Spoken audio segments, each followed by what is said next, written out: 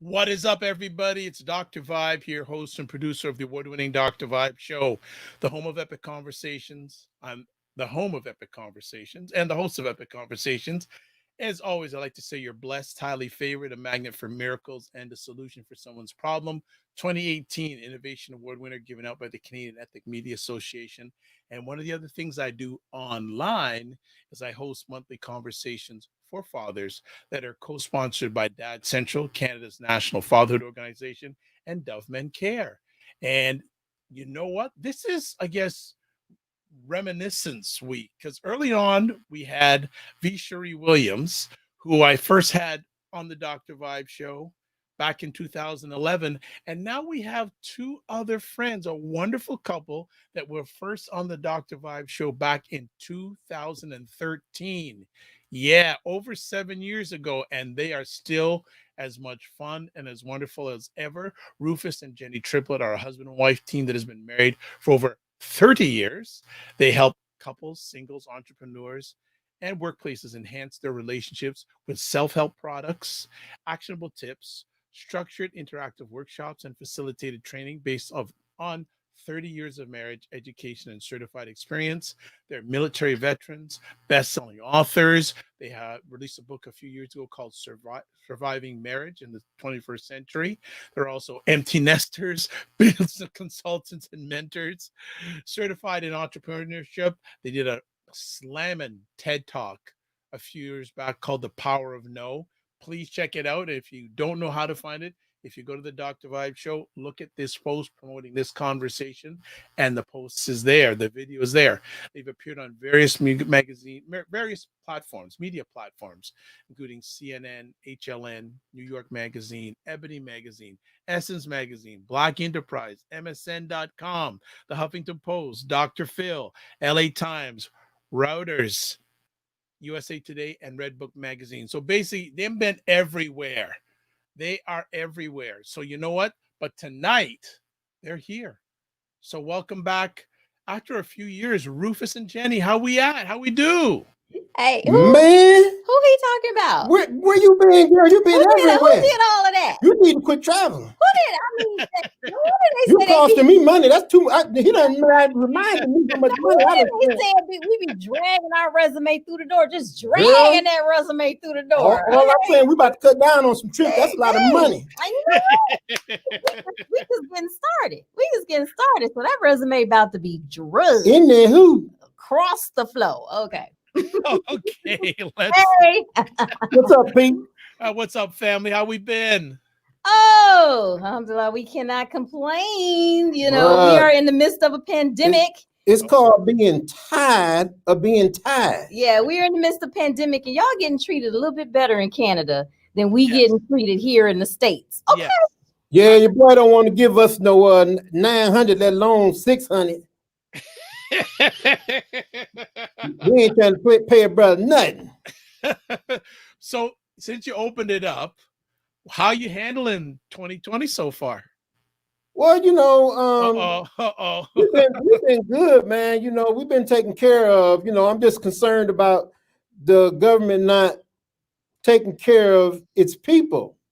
When its people been taking care of the government, and now the government don't want to take care of its people, man. I've been trying to fight for the people and be somebody's word, or trying to get to these people to let them know it ain't no handout. You know, this is a pandemic we dealing with, right? Mm-hmm. But anywho, man, like I said, like she said, now y'all they got it better in Canada right now. I know somebody gonna tell me why don't you move to Canada then? Because I don't want to move to Canada. Let me just say, Dr. Vibe, last year was very challenging. It was challenging for us. We had started a transportation business. So we man, I put all my money up in here too, like across the country with our transportation business. We were gone like 3 weeks of 4 out of every month. I was trying to get trucks and vans and all kind of. We would only come home for a couple of days. So it was just, just really putting in, because it was an investment for us, right? So we got to the point where late last year, Well, we had several of our vendors who did not want to pay. Joker didn't have my money. We had problems up in here. Maybe they saw this pandemic coming and we didn't see it. But either way to go, they wanted to hold on to their money. So we were in court a lot from September to the end of the year. We were in court a lot. I mean, seriously, like suing people. Oh, somebody gonna give me some money. We sued so many people. We were getting contacted by like Judge Mathis and Hot Bench and Judge Judy. All the judge shows was contacting us like, y'all got a lot of lawsuits. Judge Maybelline, ain't she a court, a divorce just, court? What divorce court calling us for? We had so many people. Either way it goes, we won all of our cases, right? So we didn't think, we were like, okay, we got through 2019, okay? So we're thinking 2020, we had some things lined up for real. 2020 is going to be a fabulous year. We were getting a full schedule as far as our speaking and stuff is concerned. We had international invitations. We're international speakers, international invitations to countries like Pakistan. People like us don't get invited to Pakistan. That's okay. True. So people, invitation to Pakistan, invitation to Georgia, like right next to Russia. Oh, I was about to say we in Georgia. People like us don't get invited to that, right? So we had all this stuff lined up, and boom, here comes. said, "Not today, partner." Here come the Rona. The Rona just came in like a hurricane, and our whole schedule just was demolished. Just go in the blink of an eye. Find myself just sleeping in bed every day. Yeah, like that movie Gone in 60 Seconds. Yes, it was gone in the blink of an eye. It all gone, just gone. So, but it was all good. Yeah. Well, we move on, man. Yeah, you persevere. Hey, and after that, we pivoted again. So, man, we the pivoting couple. We pivot every time you got to pivot. Right. We pivot. So we pivoted and we started selling t-shirts. And so we have a whole new t-shirt line. We bought me a press. Yeah, we didn't think it was going to take off the way it did, but we have a whole t-shirt line that went crazy because with the George Floyd, murder and all the protests and the riots and stuff that came in. They killed that man. Don't say nothing else. They killed that man. Yeah, I mean, it became really, really popular, and we had some really cool t-shirts. So that's what we started doing. We started selling t-shirts, and hey, okay, the marathon continues. Like we could just stay on the last 8 months. But I do, because there are probably some people who have never heard or never met you, at least digitally, before. Well, I ain't never met them either. That's true. Do we want to start with our book? No, we want to go before that. We want to go before the book. Okay. He said we're going before that. Hold on. Okay. Back in 1973. No, we ain't going that far back. I'm going back. No, we ain't going that. How far back we want to go? I was a little youngin'. Well, okay. So here, let me make it easy for you. You are the marriage couple. Mm-hmm. How did you meet, and how did he propose? We going that far back. Like I said, back in 1973. No. I didn't know she was looking at me like that. No. She was looking at me from the corner of her eye, and I kind of caught her. I said, no, looking at me? No. Is she? I bet she looking at me, partner. Back in 1986. 1986, I was working for a radio station. Tell them how you was looking at me. You gonna have your chance. I saw you. I was working for a radio station. I was an intern at a radio station, and me and my BFF, we got tickets to Ready for the World. If you guys don't know Ready for the World, Sheila. You can sing too. Oh, go ahead, girl. So we got tickets to their gold party, and for those who don't know, because this is way back in the day, a gold party is when the album sells 500,000 copies, and you get a gold plaque. The kind that you put up on the wall and everything. And we got tickets to go. So we went and we met the group and a whole bunch of other people and his family, the group's family. And my husband's first cousin is in the group. And we didn't meet that night, but we met the family. So we stayed in touch with the family. And within our mixings of meeting up in each other or whatever, we eventually met. Boring. I like the part where you was checking me out, peeping around the corner. No. That did not happen. That did not happen. We didn't click when we first met. I didn't really like him when we first met. You didn't? No. Could have fooled me. No, I didn't. You fooled yourself. Well, what was you looking at me for then? I wasn't looking at you. You were licking your You was lips. trying it, dude. You were doing all kind of stuff. You were trying to get me to look at you. In there, look. I did not like you. Don't believe the hype, people. Okay, we're gonna roll with that. If she's still rolling with that after 30 years. This ain't no TLC, married at first sight, love at first sight, all this stuff. No, this ain't one. Oh, it was a love at first sight. This is so Rufus, I'm gonna ask you a question here. When did you know that Jenny was the one? You better tell it. You better tell it. She messed around and went to the military in 1989, and I was like, 87. Is she gone for real? Oh, you ain't gonna say bye? Nothing? Nope. Partner? Nope. I joined the military the next day. I was done playing. I was like, oh no, you ain't going nowhere up in here. I joined the military and tried to find her. Then I joined the Marine Corps, so I wasn't nowhere near her. And then she found out I was in the military, and she sent me a care package. And if y'all ain't never been in the military, don't send nobody no care package that's in the Marine Corps, maybe in the Army or the Navy, but do not do it in the Marine Corps. Dude made me try to eat all that candy and the teddy bear. He made me try to eat everything that was in that package in one night. Anywho, I was sick the next day, but I've been hearing that story ever since she sent that care package. 5 years. Ever since she sent that care package, I've been it ever since. I knew, I was like, how she find me in the military? What kind of woman is this? Jenny, you're not saying much. You're smiling enough, but you're not saying a lot. Or resourceful one. That's so Bear Slate says, I think she was looking. You know what I'm saying, partner? When I heard he went to the Marine Corps, I had to have some sympathy on him because I told him not to do it. I told him not to go to the Air Force. Marine Corps. No. I had to go to the hardest. They said they was the hardest, the meanest. And I'm like, I'm mean and hard. What's up? So I had some sympathy on him, so I sent him a care package. Oh. You don't do care packages in the Marine Corps. That's why they're hard. That's why I told you not to go. Okay, so Rufus, you still haven't answered my question. In 1989, when she left and went to the Marine Corps. Don't worry, I love you, Jenny. I got your back. Don't worry. Okay. I got you. Here you go. After that, after I got out the military, I moved to Atlanta, right?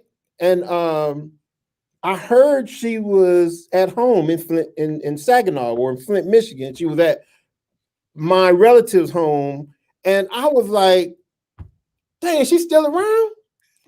I said, "Hold up, let me try to get in touch with her." I was by this point, he's missing the point. By this point, my BFF had moved in with the family. I mean, she became family. She done moved in of the family. So of course, but they was cool peeps, I was though. gonna visit my BFF. When I come home. So she went to go visit my cousin that was in the group Ready for the World. She was at their house, and I got wind of it, and I said, "What is she doing?" I'm just saying, "What is she doing at their house? Like, is she seeing somebody else?"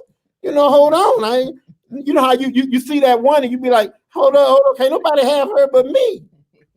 And that's pretty much it when I knew she was the one, because just those feelings came back, and after all of what was it, about 4 years? Yeah. 4 years went by. Going on 4 years. And she was still in the picture. And I said, man, because I was trying to get her to come to Atlanta. She was going to leave. And I was trying to get her to come to Atlanta then. Right. But she didn't make it to Atlanta. I was having way too much fun. When you having too much fun. When you have fun when you in Atlanta. When you're on military leave, you try to do everything possible that you can't do in the military. Before you get back, before you get off leave, that's right. But anyway, that's when I knew, was at the 4 years after I got out the military, found out she was back home, and I said, "Hey, that's my wife." I said, that's my future wife right there. I actually was trying to tell her that on the phone, but she left before I got a chance to tell her. Thank you for being so clear and giving the truth. I do never speak the truth, but I wasn't lying about her giving me the eye when she saw me that day. No, that didn't happen. Well, you know what? We could spend time on this one all night, but I'm going to ask, when did you realize that you could turn marriage, and I say this respectfully, into a business? We didn't. When we got the Ebony Magazine Couple of the Year honor in 2012, it was because they found us from our community work. For people who don't know what we did before, we published a magazine, Prison World Magazine, which was for inmates and their families, to help inmates and their families. And that was our community work. 10 years, we published a magazine, and we're helping with the community, and we're helping with, felons get jobs and get justice within the prison system, and helping families, giving information. Helping families help their loved ones in prison. Yeah, and just all kinds of different stuff, whatever. And that's when we got the Ebony Magazine Couple of the Year honor. When we got the Ebony Magazine Couple of the Year honor, that's when our marriage was spotlighted, and we had already been married over 20 years at that time. So people saw that and they're like, "Well, what are the keys to marriage?"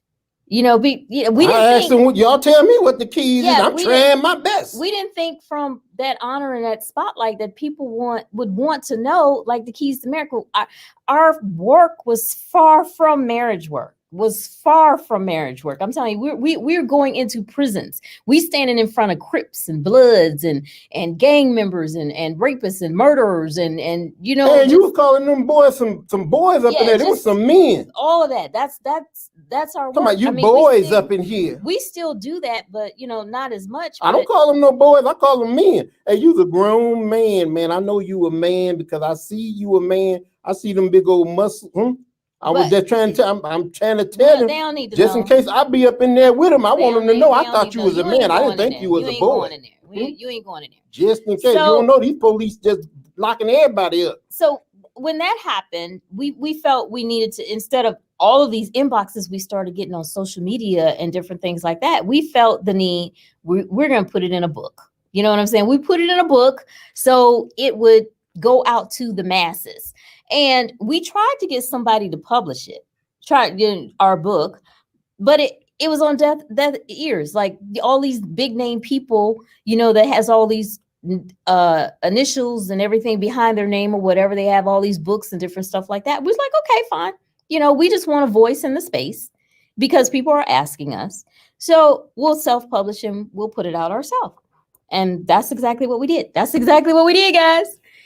We put it out ourselves. Surviving Marriage in the 21st Century. You see the Ebony Magazine Couple of the Year. I 13 easy tips to help you get to 20 years and beyond. If I can keep somebody from having to go through the punishment I went through.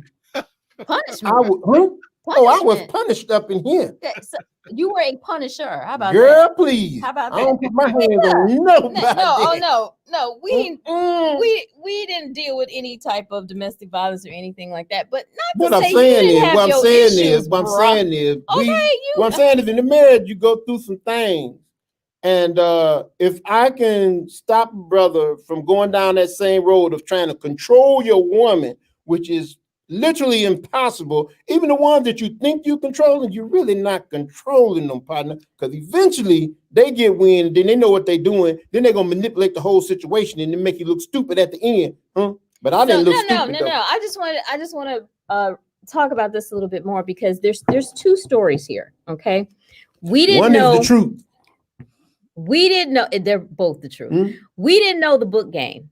We didn't know nothing about publishing a book or anything like that. We published a magazine, but this is whole different. I mean, different, putting together, constructing a book, getting it published, getting all of that. We didn't know anything about that. So we learned our lesson about book publishing and putting it out ourselves. Actually, helped some people publish their books. Right. So that helped us with, being authors and being able to help other people in regards to, because everybody got a story to tell their book. And the other lesson is about the longevity. Okay. So even though we self-published this book, we had a lot of naysayers. I had people telling us, we'll never get media. We won't sell a lot of books. It won't get noticed or recognized by anything like that. I told them if one person benefit from my book, I'm good. The devil is a liar. The devil is a liar. What kind of devil? We have sold over 100,000 copies. Wow. To date, over 100,000 copies. It's been translated into 3 other languages. It's in Italian. It's in Portuguese and Spanish. I thought it was in Braille. No, ain't that a language? Braille. As a matter of fact, we should look at it. Getting Braille. 100,000. Without a big publisher. Yeah, 100,000 guys. That's a chapter in our book. Learn how to agree to disagree. Yes, it is. As a matter of fact, to disagree. I disagree I'm going to pull it all up. the So time. it's funny how that comment came in, because that is a chapter in our book. Agree to disagree. But you better learn how to disagree. Yeah. So we've sold over 100,000 copies of the book. It's been translated into 3 other languages. It's taken us across the country and around the world. Last year, because of our book, we spoke at a global conference in Paris.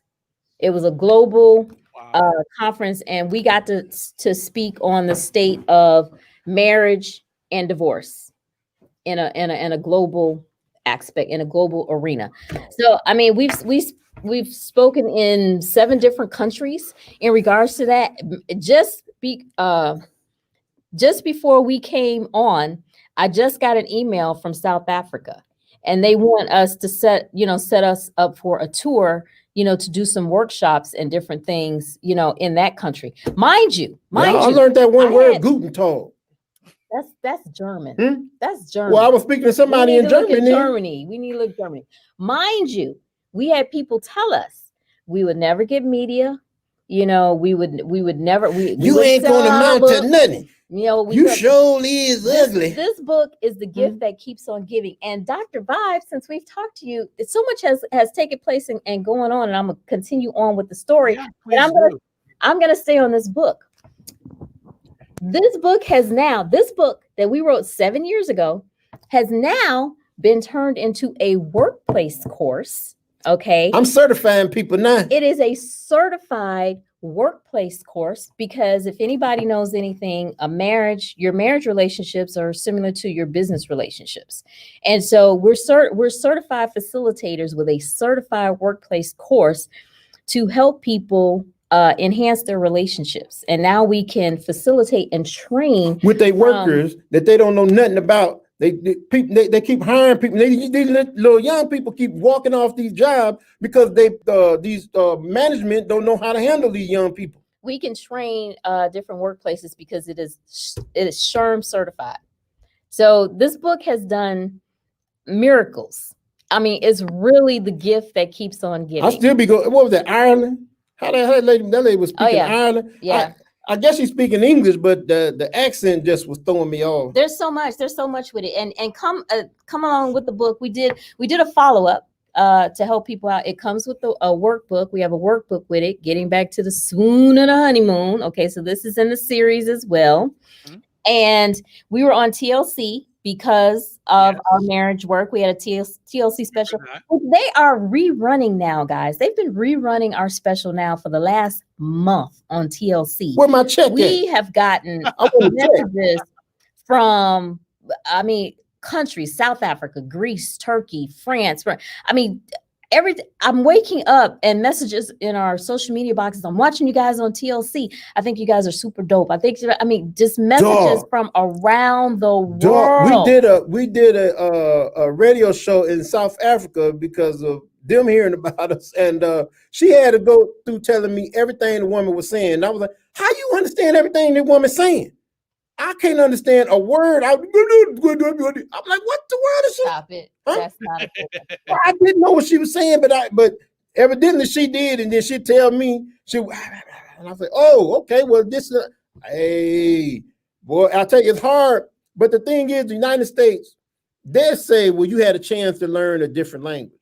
But most people I grew up with, we went through those Spanish classes and French classes and como allez-vous, uno, dos, tres. I can't even put a whole sentence together, and I'm in Cuba talking to these people like I'm no Spanish. We've been in countries now where, I mean, we don't even know the language. We don't even speak the language, but because our work is taking us, around the world, I mean, we just kind of go with it. I said, boy, y'all know who I am? The person who said we learned to agree to disagree, that's chapter 11.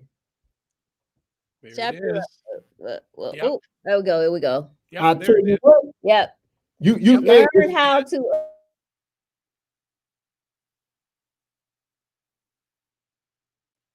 Okay, we're just having a little bit of a technical difficulty. So we should be back in just a few moments. You're fine. You're fine. We also have, because what we find out, because we also counsel a lot of couples, and in listening, I needed therapy after all of that. It's serious. It's serious when you listen to other people's problems. Yes, like for real. I mean, for real. We listen. I pulled all my problems back and said, I ain't dealing with nothing. We do double listening and maybe a little bit of this. We listen a lot because, trust me, people want to tell you their problems. Okay. And then they want you to tell you about their partner's problems. Ain't they sitting right there to let me know what their problems Instead of letting their partner talk, they want to tell you what the problem is. I see what the problem is in this relationship right here. Right. So what we're finding is that a lot of couples have a failure to communicate. They don't know how to communicate. Because when you grow up, you hear that all the time. You gotta communicate. But how do you communicate? Right. Nobody tells you how. A lot of people, you'll see these gurus that go on TV and stuff like that or whatever, and they say, keys to a great marriage is communication. But they've told you nothing in all of that. Ain't told you nothing. So we came up with this game. We have a game now, which is the Surviving Marriage Couples game. Conversation. Okay. And it has 3 categories: for better, for worse, for richer, for poor, in sickness and in health. I like in sickness and in health. I don't like that for rich or poor. Yeah, and what we designed this for is for people can talk. When I'm crippled in a wheelchair, I want to know what you're gonna do. And Dr. Vibe, we can't keep these in stock. They sell out. The games sell out. So a month or so ago, we've had to reach out. Our U.S. distributor has failed us because of COVID. So we had to reach out to China to try to figure out how to get it manufactured expediently, for less cost and different stuff like that. So now our game is being manufactured in China, so we could try to keep up, with the demand. And we're just going to give you guys an idea of like one of the questions. You want to read it?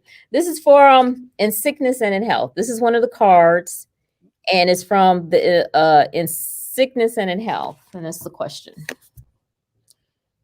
What is your earliest childhood memory of going to the doctor?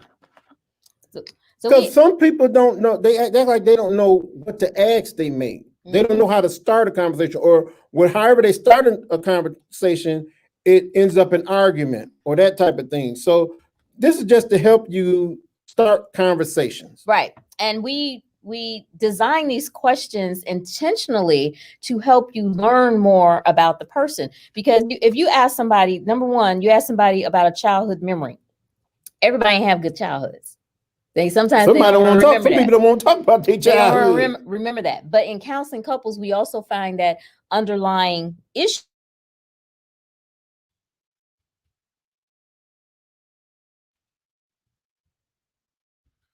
Okay, we're having another bit of a small technical difficulty. I'm speaking. We're going to be back soon. Hope everyone's enjoying the conversation. As you see, Rufus and Jenny are on fire. Their book has sold over 100,000 copies. That is phenomenal. And they self-published it.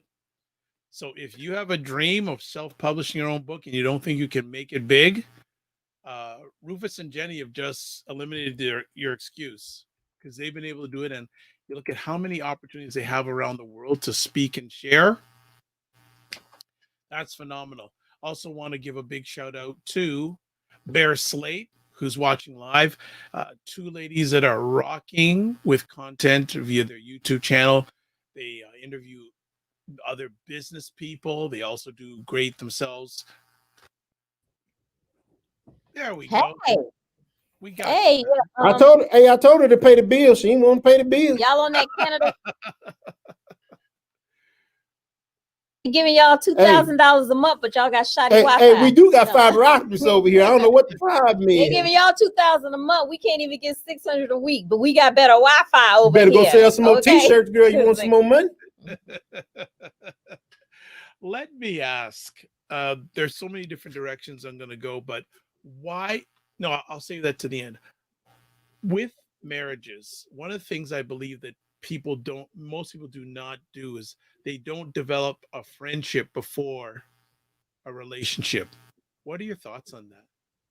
Man, well, it's like this. I think number one, before you get into marriage, you got to learn some things about the person, right? I don't care what religion you are. You got to learn something about the person. You don't want to just go in a relationship blindly. You don't know nothing about this person. Then you get in there 2 months later and find out, I don't even like this person.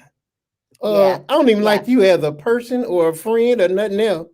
And also, I think these days you have to really understand what the definition of a friend is. I think social media, Facebook has messed up the definition of a friend. Well, Golden Girls messed me up. I thought it was thank you for being a friend. Golden Girls were friends. They were friends to the end. Oh. But I think the definition of a friend today has changed. Sometimes it's superficial. It could be meaningless in a lot of situations. Well, it could be just you got to cover up friend. Just as long as you covering up my bad habits, we good. Soon as one of my bad habits come out, we ain't friends no more. Yeah, and it's about how long, because we're finding, and not trying to talk about nobody, but I ain't talking about nobody. We're finding that people are hopping into relationships and in 3 days they in the bed. So I don't understand. That's been happening. I don't understand how you can develop something when you're not taking the time to get to actually know someone before you're physical with someone. You ain't developed nothing. You ain't developed nothing but the nasty. Yeah. Okay. So are the challenges that your client or the people you're helping in the beginning, are the same things you're hearing today? Same challenges? Yeah, they still jumping in the bed. They still jumping in the bed like it's cool. And even with this week, we talked to some youth on our IG Live. The men expect the women to have the same roles. You know, they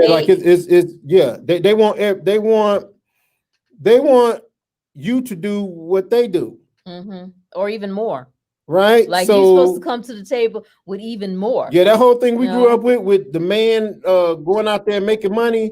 Well, if you ain't making as much money as I'm making or more, bring it to the table. I don't know. Right. I'm like, what kind of stuff is this? Right. This is some new stuff right here. Yeah, it's almost like, okay, I'm out here living and paying bills and I got a house. Why you still live with your parents? Why you ain't out here living and got a house? Like, and we talking about the female, but back in the day, the female stayed home with the parents until she got married. Yes. So let me ask then. I want to ask, has marriage for many people become a business instead of a relationship?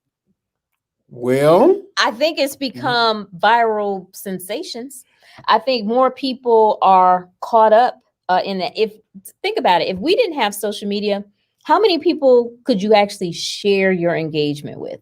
Could you share, your marriage photos? Could you share your first dance? Could you share your colors and your awesome If you're not ceremony? really known, it's going to be a handful of people. Exactly. Before social media, how many people could actually know about that, and know what you're doing?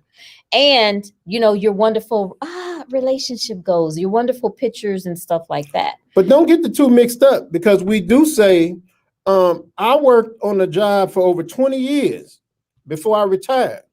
And the thing about that job was my marriage always came first. Always. I saw a lot of marriages leave because of they spent so much time at the job. They worked overtime. you know, my overtime was very limited. Like, hey, partner, I got to get home. Dinner waiting on me. I got to go. I could set my clock by my husband, my watch. My in-laws would be here. Don't be saying, oh, I'm about to shake some stuff up then. My in-laws could be here and I could be moving around the house and I could look at the clock and I'd be like, oh, my husband gonna be driving up. Oh, you saying I'm predictable? I mean, you were. Oh, I'm about to be unpredictable now. I could set my watch by you. Okay. Oh, set it by me tomorrow morning then. Let's see where I'm at. Because there was no deferring. You know what I'm saying? And even if he went off course, if he had to stop at the store or go by the post office or don't tell him I called. Don't tell him I called. Or something like that. Keep some secrets to herself now. He would call. Anywho. He would call.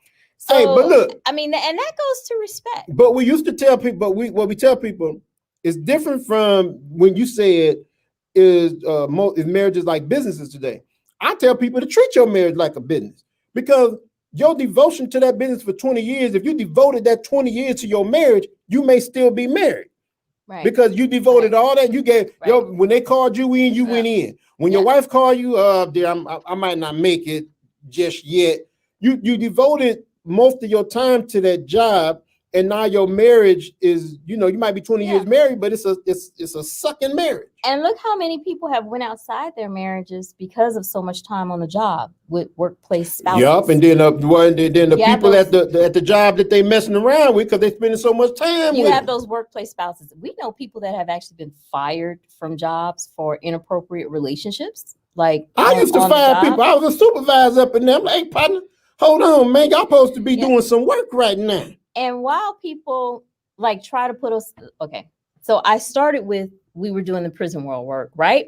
Okay, and then we gravitated over here to our marriage work, okay? We still do the prison world work. And then we also think that the business, comes in there because we do entrepreneur workshops and stuff like because we're entrepreneurs, okay? But can I say yes real quick? I saw something come up on the screen. Yes. But we're gonna answer the question. They're gonna get to that. Yeah, but in all the work that we do, people always try to put us in a bubble for what they want us for. You know what I'm saying? If you want us for your marriage work, that's what people put us in a bubble for. But what our story now during this pandemic that we were able to tell people is that because of our long marriage, because of our grind, because of our book and our marriage work and everything, we're able to train now and go into workplaces to tell people how to enhance their relationship. I'm saying do what I say, and as I do. See, some people say do as I say, not as I do. Right. And also, and having diversity in there because, we're intersectional, with being Black and Muslim. Yes. And we have the intersexuality in there, and we can teach better than a white man from, I don't know what y'all is, from Quebec or a white man from the Hamptons, here in the States, because we have that experience. You can't have someone teaching diversity. What kind of diversity is you doing? Initiatives. Where you been? And they haven't had that experience. So it's our experiences. It's always best. Yeah. You can have the education, but it's always best to teach from experience because there's so many rocks that happen during that time of whatever you're doing that you learn from. Yeah. So if you ain't learned from them, all you're doing is learn book smarts, you ain't really learned nothing on how that stuff really applies to the situation. Knowledge and application are two different things. And I ain't saying don't get the book smarts. I'm just saying you need to have that other experience. You can have the textbook knowledge, but if you haven't applied it or if you haven't seen it be appapplicable, ask some of them therapists who going through a divorce, or ask some of them therapists who just by themselves. Where your husband at? What are you Where teaching? Your wife at? What you talking to me for? Are you even believing what you're teaching? Because it's just like you're just spewing the words off the page. How did that work for you? Are you still married? That's why, look, if you got 20, 30, 40-year people married in your family, or go to somebody else's family if you ain't got it. But them the people I started talking to, I almost got divorced about 9 times up in here. Huh? I almost got divorced up in here, but I was talking to people who they ain't had no stake in the game. But when I started talking to them old folks, and those folks started telling me, Potty, you need to go and sit down. You worrying about the wrong thing. That's when I started getting good advice, and that's when I started turning my thinking around to not getting a divorce to making this thing work. We said for better or for worse. Let's see how this works. Baby, we got $1. Why we got $1? Because I ain't go to work today. What we gonna do? I tested this marriage. Back to the question. Yeah. Well, before we go to the question, I just want to shout out Coach Danny Stone says, "Hey, Dr. Vibe, these two are on their hustle." Oh yeah, they've been on their hustle for a long time. I'm saying long time in respect of today's Independence Day in Jamaica. Long time. Okay. Long time. Right? No problem, man. We sound like we in China. Yeah. Long time. And Bear Slade is asking, do you think people are afraid to commit and blend their money? Yeah, but let me explain. Take those separately. Let me explain, because we speaking from experience. We blended the money, and I was like, where all my money going? What? We shopping again this week? We shopping next week too? You got a lot of nerve. How much more shopping we gonna do around here? You want to talk about shopping? So I got her an account, and I got my own account up in here. Who shops more than me? Who shops more than me? Who had Amazon coming to the house every day? Every day. Well, every day. We woke as long up, as they deliver my product. We woke up with, okay, are we expecting any deliveries today? 3, 4, 5 packages at the door. Amazon. There were some good packages. All with your name on it, my brother. All with your name on it. I use every single one of them too. But my point is, we got a bank account that we have now. But again, it's that learning to communicate. Now, it's good to separate the accounts until y'all get a better understanding on who needs to be over the money, right? 9 times out of 10, one of y'all are better at keeping track of that money and keeping bills paid and keeping things on time. I ran across where the husband do it. I ran across where the wife do it. All right. That don't mean that because this person is over the money. I mean, first you got to have trust anyway. But it does not hurt if you have to separate them accounts for a time until y'all figure that out. A lot of people stay in there and they keep them accounts together and the marriage is going downhill. That's something you don't want. So if separating the accounts for a time until y'all figure it out is going to keep y'all sane around the house, I say do it. Let's talk about the commitment. You have to want that. First of all, you have to know what it is. You have to want that. In our marriage, you gotta know what it is. In our marriage, that's what I wanted. I wanted the commitment to commit to me. I didn't even have a ring when we got married. Yeah, it was a ring. It came from the Captain Crunch box. No, that's all I could afford. I did not get my ring till almost a year later. I got my ring, which this ring set, which I've had 30 plus years. Hey, I done upgraded that ring. This ring set, but I didn't have it when we initially got married, but I had the commitment because that was what I want to commit to me, that we're going to, right? Yes, that we're going to work through this for better or worse. People can put on social media all they want to. Oh, I want my first marriage to be my only marriage, my last marriage, or whatever. Yeah, that better be. Yeah, I'm only getting married one time. We're gonna work this out. That's what that's going to be. So to understand what that commitment entails, then you're able to commit to someone. What that means, not a superficial commitment, but you actually have to know what that commitment is. Yes, what that means. And that's between y'all. Whatever y'all say this commitment is 9 times out of 10 what it's gonna be. Yes. So if it's about money, that's what that commitment gonna be. And some people want this so they could flash it, around social media and everything. They want the big wedding that we didn't have a big wedding. We got married in a pastor's quarters at a little chapel in DC. One day he took off from the military and everything, and we went, and it was just 4 of us. Me, him, well, 5. The pastor. My partner did let you hold his class ring because I ain't have a ring at the time. His sergeant and his corporal. That was it. That was all of what we got married. That big old ring kept falling off your finger. I thought you was gonna lose that man ring. I had to pay for that. People had 200, 300 people at their wedding, and then 4 or 5 years later, people mad because they bought them a gift because they getting divorced. Man, I could have kept that 50-inch TV I gave him. I mean, it's not all about that. The pomp and circumstance and stuff. The commitment that's what the marriage is really about. Commitment, people, the commitment, leave everything else alone until y'all figure out what that commitment is to both of y'all. I want to ask, you said earlier on how a lot of the you were on an IG Live, and a lot of young men have a traditional thought process, or non-traditional non-traditional thought process. How do you respond to that? And is that of any concern to you? It's this generation. These doggone millennials, as I always say, these doggone Well, they doing that thing in a lot of ways. You know, they taking to the streets. They fighting for their rights on jobs. I've seen them walk off a job in a day or two, go on a job and didn't like the way somebody was talking to them and walk right back out the door. People like me, we took the way people talk to us or whatever, and we just did the job. I stayed on that job for 20 years and didn't like half them people. If you're watching, no, I did not like you. Part of the problem is that they don't have good examples.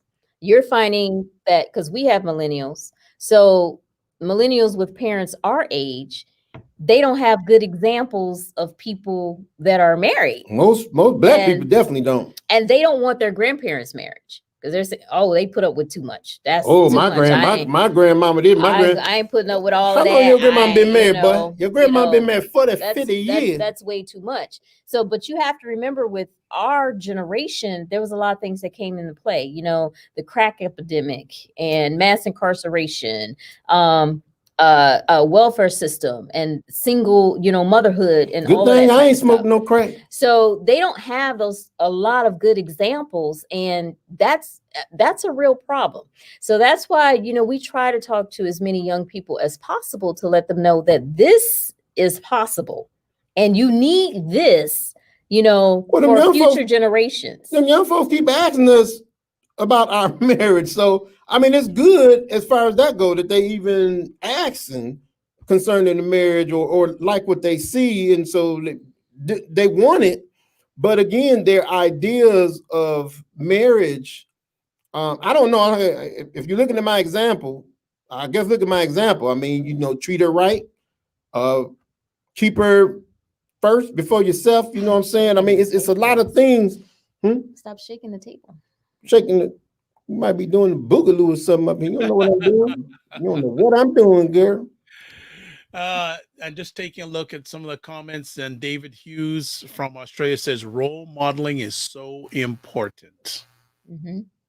Hey, David from Australia. And a lot of people don't see it. We've been trying to hook up with Australia too. We have a lot of fans in Australia. Don't they got kangaroos? I ain't boxing no kangaroos around here. I would love to see it. Who? I ain't boxing no kangaroo. I'm running. You and a kangaroo. Y'all gonna tell me, don't run, don't run. Don't run. Yeah. He coming towards me. I'm out. Now that would go viral. There you go. David says, I like this couple. There you go. Hey, we like you too, David. That what's up, man? Oh, Leslie saying, let her talk. This is how they roll. Okay, no. Hey, ma'am, you ain't got to tell me but one time. That means shut up. She said it nicely. Thank you. She sure did. I appreciate that. So for both of you, what effect has 2020 had on couples that you have been? It's a whole different ball game 2020 because the C word has affected people. Well, you said at the beginning how it's affected your business. I know it's. I'm gonna let her talk. I promise y'all. But what they did with this COVID was say again, they don't know how to communicate. That's what 2020 is teaching me about couples. And you can't stand being around that person. You ain't been around that person for 2 months. Anyway, I'm shutting up right now. I'm going to start with the good. We've seen several people actually start businesses, like couples start businesses. Some people quit their jobs and they start businesses in this pandemic, which I think we've seen people open up shops. We've seen people come up with really like creative ideas, to help in this pandemic situation. So that's pretty cool on that side. But as far as the negative and hitting couples, besides for the people that's having babies, because, you had them babies popping up. But we're finding people that cannot stand each other. Like their whole marriage is a facade. They're just going along because they were busy with their jobs and their day-to-day lives and different things like that. Now they actually have to face the person. They ain't have to deal with each other 24/7, that they stood in front of God and family and friends and said, hey, oh, I love this person so much. It's really not funny. And it's like, I can't stand you. Because I really want marriages to last 20, 30 years. Yeah. And we're seeing a lot of celebrities as well. But they be off working, doing movies and different things like that. And now they're at home with their people. So wow. Like, yeah. Wow. Yeah, I think it's really interesting. This is a generational thing. Mm-hmm. This is the effect of it's going to last for years and years and years to come. I'll ask this question. Do most of the people that you help, are they Black? Most, I would say most are. Most, but I can tell you it wasn't all Black people that bought our book. Oh, it wasn't all Black people bought the book. It wasn't all Black people that come to the workshops. It's some people who will not admit it. But we found out that some Trump supporters bought our book. Not only did they buy the book, but they benefited from the book. And even after finding out who wrote the book, they didn't meet us though.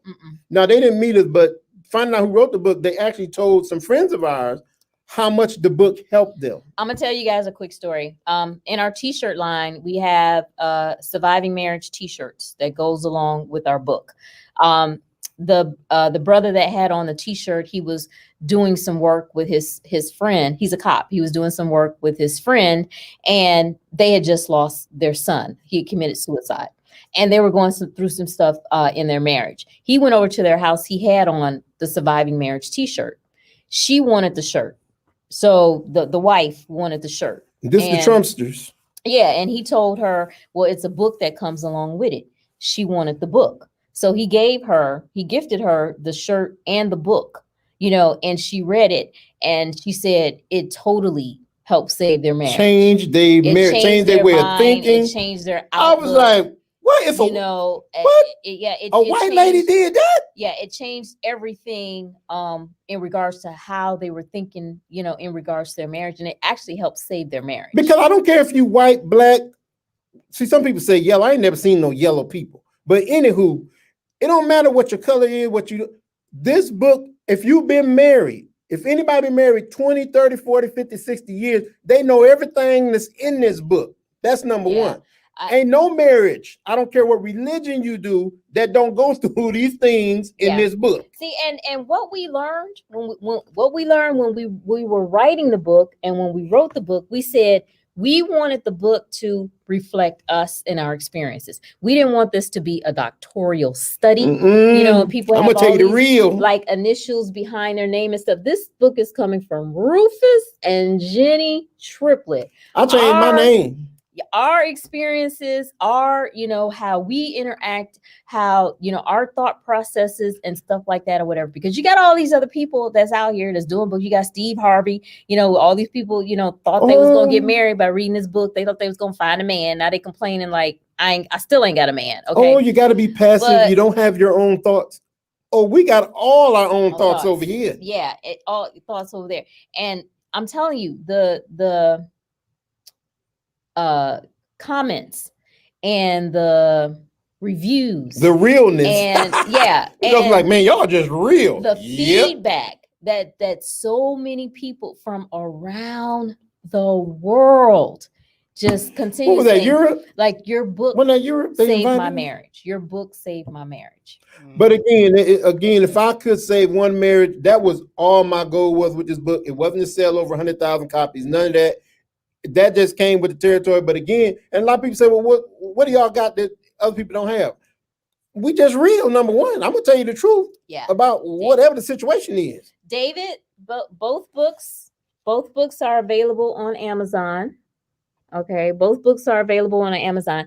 And actually, there's a brother in the UK that he sent us a picture and a video of it. He bought 10 copies of our book and gave it to all his people. He said, this book has been around the UK to change. We've been to the UK twice, but he said this has changed like marriages in the UK. I want to get on that train again. You got my car, my Oyster card.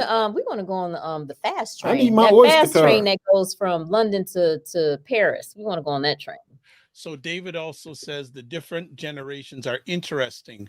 Me and my 2 older sisters have long marriages. Mine, as you know, was cut short when his wife Nancy passed away, and always my condolences, David. And my younger sister and brother's first marriages collapsed after a couple of years. Interesting. Hey, David, you would know everything that's in this book. Long marriage, you know what's up. And a lot of people who've been married David. for over 20, 30 years, they come just to see how we're teaching. Right. Because I keep asking them, hey, old cat, how come you ain't teaching these young folks how this marriage thing works? Yeah. I can't see how y'all do it. There are imams here in the US that buy the book for the masjid, like one for the women's side and one, for the brother side, one for the sister side and everything. And they have to keep buying the books because people keep taking the book from the masjids, taking the book out of it. So, I mean, that's partly how we've sold 100,000 copies. Because, I mean, we've had a lot of people that tell us that I loaned my book out and I never got it back, we did a church. Compliment. It is a compliment, but it's unfortunate for the people who loan out their books. But we did a church session, and again, they were just interested in. They saw the dynamics of our marriage, and they were just interested in, can this help people in my church?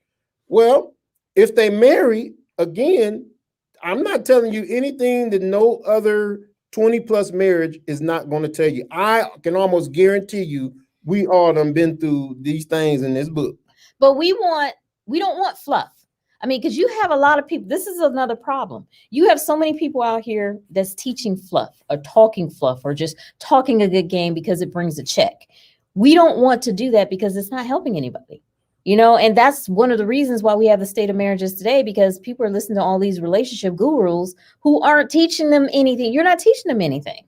You're really not, putting in the nitty gritty of what needs to be done. You're just saying something that sounds good. So you can say, oh yeah, that sounds good. Let me check like, or, let me share that. Cause that hit my spirit. It hit your spirit, but it ain't helping you with your relationship. So, I mean, what really are you teaching here? We want to be real with people to teach them something for longevity, because our future generations, I mean, it depends on this. Especially expectation. Expect to learn your mate. Rufus, expand on that. That's a knowledge bomb right there. Oh, partner. The learning don't stop. Like, people feel that they know someone after 10, 15 years. That's why it says how to get to 20 years and beyond. Because at that 20-year mark, you know pretty much enough about your mate. Although it's things that pop up every now and then about her childhood or something else that she went through that still pops up now, because it's not something that she talks about like every day. So learn your mate. So with those first 20 years should be spent learning, not the expectation of what you want them to be and do, because the whole thing of all of us having different backgrounds or different how we were raised, that's huge. And then he said, well, man, if it works for you, why didn't it work for me? I told y'all some stuff that we did that helped us in this situation. I don't know your situation. Only you know your wife. So you got to learn how to deal with all these aspects of your wife. Look, we all done heard it. Every situation is unique and different. So that's why, even though we give you these tips in this book, they are universal for every marriage, because every marriage is going to go through it. But I can't tell you how to work out certain situations. How does the communication work with your marriage? Is somebody high-pitched talking all the time? That might be too much for somebody, And you have to think about it depending on what age you marry someone. We married young. Okay, so we were 21 when we got married, but that was 21 years of life. Think about, multiply that by days, 365 days by 21. Not to say that you're going to remember everything before you were 5 years old, but maybe from 5 to 21. Hey, David, I kind of knew that, man. When you said that, I kind of knew that. You have a lot of memories. You have, things that happen to you, things that you've done, things that you've experienced. And people today, by the time they get to 21, these millennials and stuff like that or whatever, they've experienced a lot, because this generation grew up with the internet. Man, they were traveling overseas with me. Yeah, we didn't have the internet. Oh, I didn't even go overseas when I was young. With the internet, and they've traveled abroad and all kinds of different things. So you think about acclimating with someone that you marry and that you get with, and having to share different things about yourself. It's not all going to come out in 3 months. Oh no, it's not all going to come out. You got to give it time, and you might be dealing with some things with this person that they dealing with again, that they're dealing with, and it ain't really came out in your marriage yet. But you hang in there. You love each other, and if you believe in God, because some people I don't talk to atheists. I don't even talk to a Buddhist. But anywho, whatever you believe, you stick in there, and if you believe in God, put God first and kind of deal with that. But you got to, that learning process of learning your mate, that is real. And some people don't stick in there long enough to learn these things about their mate and make that marriage prosper, make that marriage better. And this is something that we teach people. Okay. People have 3 reactions when there's conflict. Okay. Fight. That's the wrong reaction. Flight. That might be a good reaction just for leave the day or something. Or freeze. Okay. Fight. Y'all are going to be at it. Not necessarily even meaning, physical fighting. But, you can give your partner a silent treatment. You can have disagreements about things. You can start making decisions on your own and not, conferring with your mate in regards to that. That's going to create more problems. Flight. We have a lot of that. People running. They running. We've got folks that's running that ain't even getting divorced. They just running. Yeah, they still in the marriage. Still married. They just ain't there. Yeah, they single, but they married. So and our whole thing with the book is to keep people married and love each other. And then we have freeze, which means you stay in the relationship, but you don't give of yourself. There's no more growing in the relationship. Just stuck. Stuck for no reason. Fight, flight, or freeze. And there's a lot of that. We're going to learn throughout this marriage. So that was a knowledge bomb. That was another knowledge bomb, this time dropped by Jenny. She just dropped that knowledge bomb. David Hughes says, I was married for 43 years. It takes love, empathy, and sensitivity, and understanding each other's likes, dislikes, and needs. Every day, David. And he also says, I knew David was married for a long time. Yeah, he also says there were 3 units in my marriage: me, Nancy, and us. I like that.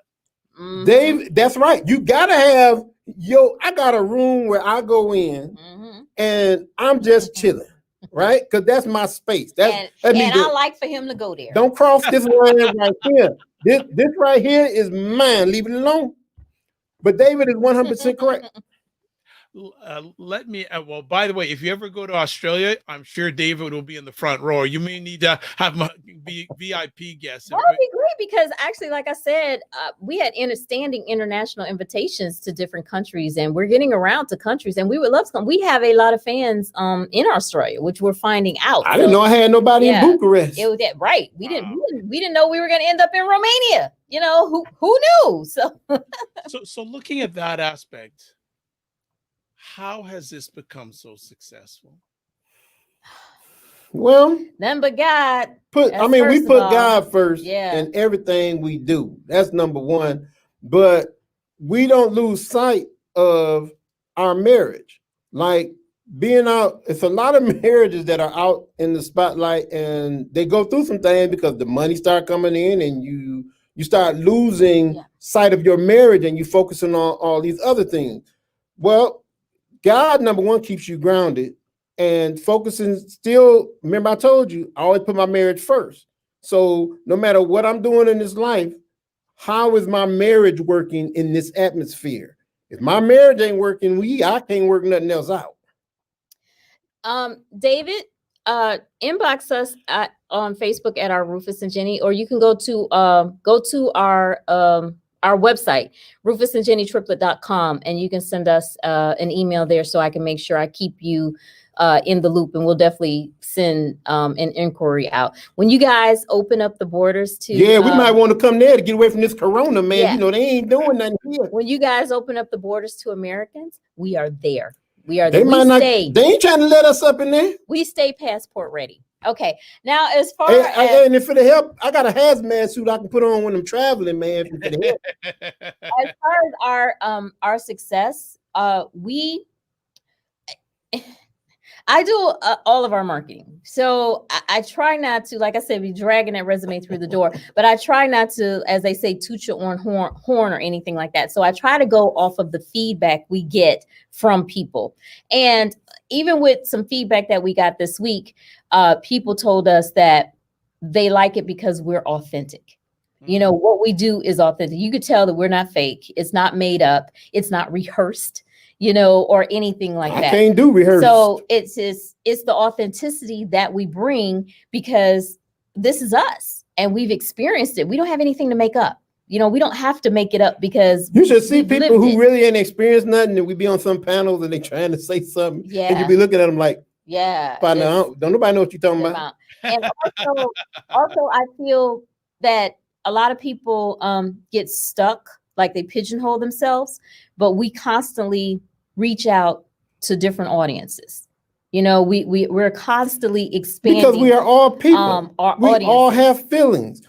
Everybody, look, black, white, brown, all of that crap. Look, we all came from one God, but it don't even matter because we are human beings, and everybody ought to be treated like a human being. And I also feel that what we teach is universal. So David, no, it is what we teach is universal. So it's not, it has to just apply to, you know, certain things. Now we do tailor-made workshops. So if we go into a Muslim community, we're going to teach from Quran. You know, we're going to bring our doctrine into it. If we go into a Caucasian community, you know that they deal with some different things than what we deal with. We deal with some universal things, but we also know that they deal with some different things. If we go into a Desi community, we know that there are cultural things that they deal with. So knowing your audience, you know, knowing who you're talking to, a lot of people just have a general spiel. I ain't going to Egypt. They lock you up. They just have a general spiel. But when you personalize it and get into, you know, knowing what they go through, because we talk to all people. That's why you got to know people. Yeah, you got to know people. Some you gotta people have some people teach skills. marriage, and you only teach them from one aspect. But they're teaching people from is people. That doctoral study. They're not, because all they have is that textbook science. They don't have the application. They haven't talked to all kinds of couples and heard, you know, some things we want to hear, but have heard, you know, some issues that people are going through. And we do. Nice. To David Hughes, I've sent the email address from Rufus and Jenny's website to you. So if you look in your inbox on Twitter, oh, thank you. Looking for where do you live in Australia? We're in Australia. Sydney? Do we know any other? Melbourne? That's the only city I know is we Sydney. know Melbourne. Melbourne. Well, I'm not going to keep you on much longer because, you know, you do have to get rest once in a while. Peace, y'all be cool. Oh. You know what? During this pandemic, we don't have a bedtime.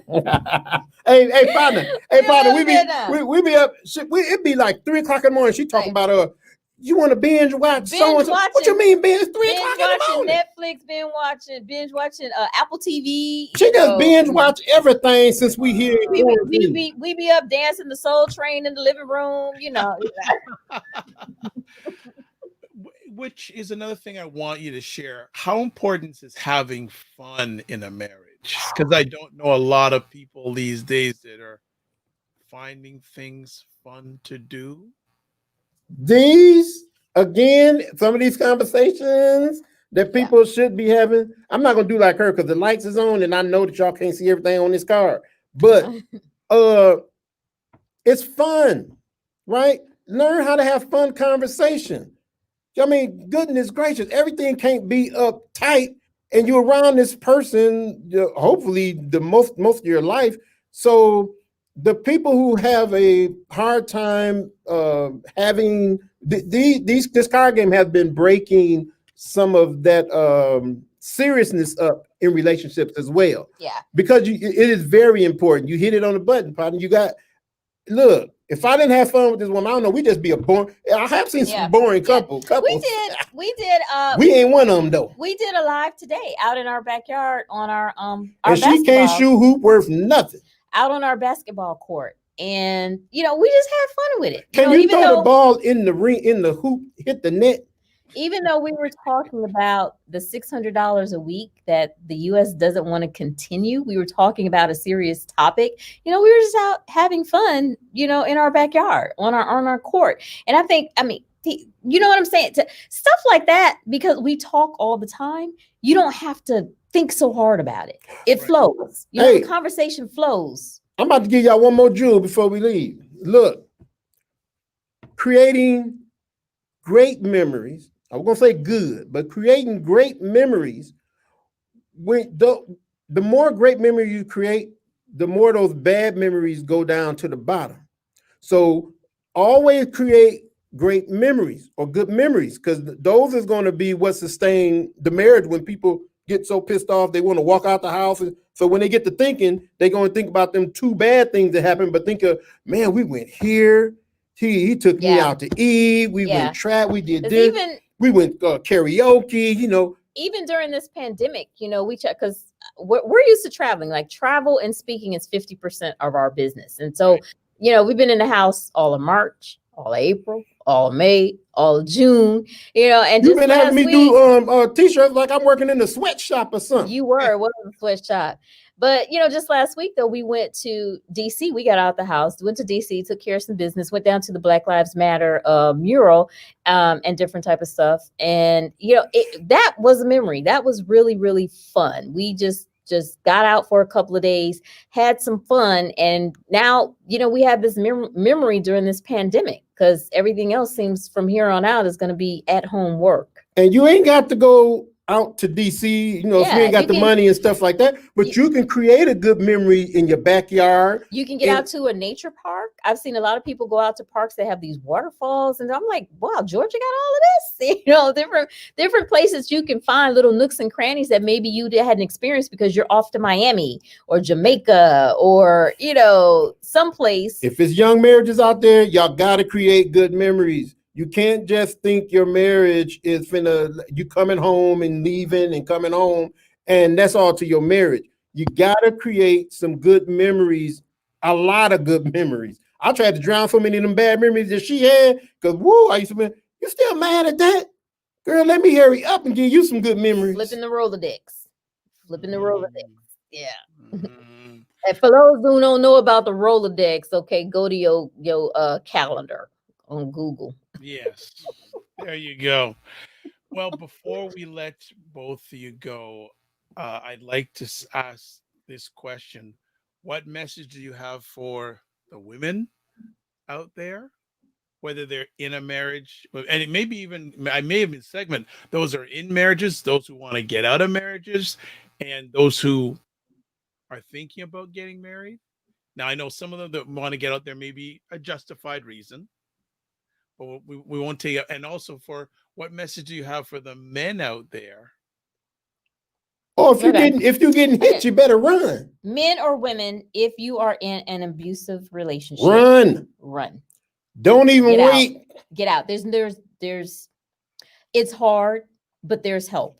There's so many agencies. Be gone. I don't know how many inboxes I answer a week. In regards to people that saying that they're in troubled situations, and that I refer them to local agencies, because there's a lot of them out there. You wouldn't want to be contact to get out. Women, if you are looking to get into a relationship, get into a marriage, depending on what your age is, please do your due diligence. Please do not rush into anything for status. Don't lust. Don't for status, for social media, for your family, for any of that. do your due diligence, and make sure it's something that you really want to do. Men, don't be playing. Don't be playing. Y'all don't need to be We players. don't be playing. Don't be players no more. Stop being player from the old school. Yeah, that's okay? old school. These new kids ain't no players. Stop playing around and stop having so many expectations when there should be some manhood. Say that with your chest. There should be some manhood about you, stepping up to the plate, because you are making this woman honorable in a union called marriage. So I think there needs to be more manhood but men conversations. Don't look for her to bring in the same thing that you're bringing into the marriage. And vice versa. The woman shouldn't even be wanting to, don't compare how much money you got. That's not, it's about the commitment. Again, I think, let's go back to the commitment. When you say, what should they, men and women, it's about the commitment. All right. I get it.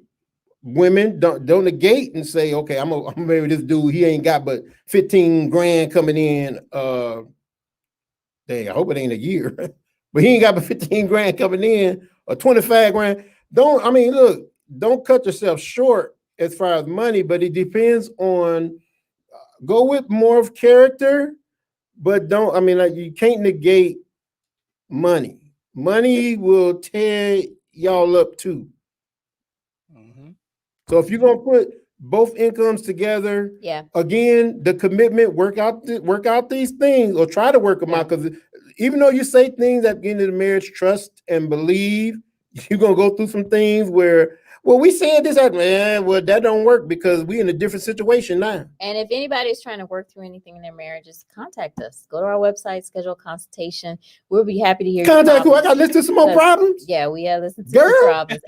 You guys, when we hear y'all problems, it's little stuff to us. I mean, we've been married 30 plus years. So, I mean, it's little stuff to us. I understand it's mountains to y'all, but it's really little stuff. We'll be looking back laughing like, that's a problem. And there's easy ways to work it out, but you have to step outside. You have to get a reasonable ear to listen and a voice of reason to give you some actionable tips and how to, resolve the situation. But if it's another human being been born into the situation, that's a real problem. Won't hear me saying nothing different. The only thing I will add to the evaluated experience that was just shared is that, as I say to couples, don't try to compete with each other, complete each other. I don't know. We competitive over here. I know, but you are. You are. I know you are. I know you are. We competitive over here, but we push each other. She won't play me in the PlayStation, but I ain't saying that. You won't play me in Words with Friends. Oh, that's right, because you know too many words. Okay. I know that both you are optimistic when it comes to marriage. What do you feel is the future of marriage next 5 years, next 10 years? What are your thoughts? Man, that's why we put out the book. We hoping we get back to back in the 50s and 60s, 20, 30 plus years of marriage. That's why we're doing this. We're hoping to correct the trend that has been happening, which, divorce is and not being married is taking over. And I actually think that this pandemic, people don't see it yet, like everything that's going to come out of this, but I actually think this pandemic is going to show people that they actually need a mate. Yeah, but I think people search for a mate because I want to get married. These young people do. But I think this pandemic is going to show people I need to get married. Okay, that we're gonna hold you on that one. That is good. That is good stuff. Rufus and Jenny. Actually, one other thing. All these speaking engagements, what's gonna happen with them? Are they gonna go online, or they're gonna wait you out? What are they gonna do? Hey, the first couple of months we was holding out. We was like, okay, we can't speak in front of a crowd. Nope. Now they're calling us virtually. Now we didn't even get to that part because I probably got interrupted. But so you're gonna help that lady out now? I'm sorry after again. all of these months, God is really showing out because we went from no schedule to this month of August. We're doing 3 big keynotes back to back to back. We have our first keynote next Saturday is with the Salesforce group. If you've heard of Salesforce, they're like a huge company. I mean, I'm gonna say it like with an accent. Huge. They are a huge corporation that we're actually doing a keynote on diversity networking. And then the following Saturday, we have another huge keynote that we're giving with the National Black Economic Conference, hosted by the Urban League, the National Black, which is another huge, exactly brand. And to round it off for the month of August, we don't even know yet. We might get contacted by somebody else. But our next one right after that is by a huge corporation called SHRM. And SHRM is it's the largest HR human resources company, and they do certifications and everything, and they've certified our course, workplace course, so now we can do certified trainings. So we went from no schedule to 3 huge back to back to back keynotes. Like, how they hear about me? Yeah, how are they hearing about you? Man, it's called networking. Tripping me out. They heard something though. It's called networking. We network outside of our circle. Like I said, a lot of people get pigeonholed. And again, you got to be it's about a people's person, right? I mean, they see. I think they see. I mean, we ain't prejudiced against nothing, right? I mean, the word is the word, and the truth is the truth. So I don't know. I'm just thinking maybe that we over here. What do you think they saw? I don't know what they think. I think this we people. Well, as you say, if you are gonna be pigeonholed, you're only gonna be a pigeon. You got that right. You got that right. You're picking at scraps. You're gonna be picking at scraps. That's exactly it. Rufus and Jenny, thank you for all you have done, all you are doing, and all you will be doing. Let's not make it 3 years again, please. Yeah. Like, no, there's a whole lot. I'd like to have you come back and just talk about roles in a marriage. I think that conversation by itself, the way people are seeing it now, because intergenerational wise, I'm sure there's conversations within families saying, well, a wife should be this, a husband should be this, but then a younger kid say, no. Yeah. Hey, and the young folks ain't having that for real. Okay. I'll reach back out to you at the end of August because, like I said, I mean, like we keep getting these emails, and just we're shocked and surprised, that people are calling us to the table like this. So I'll see what you shouldn't be shocked. You're doing great work. Thank you. You're doing great work, and I will just say, don't let the opportunities define your objectives. Got you. We good. All right. I'd like to thank everybody who caught this live. Dr. Tachi just jumped in, who hosts a great program called Mediascope, which is the livest conversation about media, tech, and pop culture. It's on every Wednesday, 5 p.m. Eastern time on Instagram Live. And then at 6 p.m., she's live on LinkedIn, Facebook Live, Periscope, and WJMS Radio. I don't think I forgot anything else. David Hughes, thank you from Australia. David, thank you, David. You helped make this conversation epic, and I feel that you'll have some book sales coming in the next few hours from David. Okay. And I will follow up to make sure he reaches out to both of you, and to Bear Slate, 2 great ladies who run a great online show and company, and Coach Danny Stone and everybody else, and Leslie, from Ottawa, who has 30 years experience in the area of psychology and therapy. So we had a diverse group. I'd like to say thank you, everybody else, to watch us live on the replay. My name is Dr. Vibe. I'm the host and producer of the award-winning Dr. Vibe Show, the home of Epic Conversations. I'm the host of Epic Conversations, 2018 Innovation Award winner given out by the Canadian Ethnic Media Association. Also monthly host and co-producer of Conversations for Fathers that are co-sponsored by Dove Men Care and Dad Central Canada's National Fatherhood Organization. If you want to find out more about me, best place is go to my website, the drvibeshow.com. My contact information is there. My social media information is there.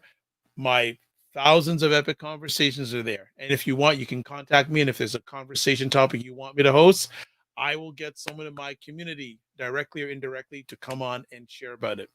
Last few things: live your life as a dream. If you can dream it, you can make it.